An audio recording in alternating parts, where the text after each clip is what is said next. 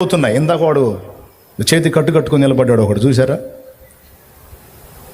ఈ మీటింగ్ పనులు జరుగుతున్నప్పుడు స్కూటీ వేసుకొని వస్తా ఆ టర్నింగ్లో పడ్డాడు. ఈ రైట్ కాలర్ బోన్ అంటారు కదా, షోల్డర్ బోన్, అది ఫ్రాక్చర్ అయింది. స్టీల్ ప్లేట్ వేశారు వాడికి. సాల్మన్ అన్న కుమారుడు వాడు ఇద్దరు పడ్డారు. అసలు ఏమైందో చెప్పట్లా, ఫోన్ చేసి టెన్షన్ నాకు. వెళ్ళి మోకాళ్ళు వేసా, చెట్టు కింద మోకాళ్ళు వేసా. తర్వాత ఈ బోన్ ఇరిగింది, వాడు ప్రశాంతంగా నేను బాగానే ఉన్నాడని సమాచారం వచ్చింది. నేను మోకాళ్ళ మీద నుంచి లేవకముందే వాడిని ఇక్కడ తీసుకొచ్చారు. లేకపోతే నేను ఏ సీన్ చూడాల్సి వచ్చేదో అని టెన్షన్ పడ్డాను నేను. ఎవరికైనా కన్న తండ్రి అన్నప్పుడు మమత ఉంటుంది కదండి, ఆ మమతను బట్టి పితృవాత్సల్యం అంటారు కదా, కొంచెం టెన్షన్ బాగా ఫేస్ చేశాను.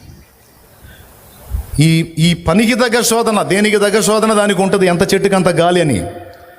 కానీ గుర్తుపెట్టుకో, దైవ చిత్తములో మనం ప్రయాణం చేస్తున్నప్పుడు నీకు అన్నీ అనుకూలంగా ఉండకపోవచ్చు.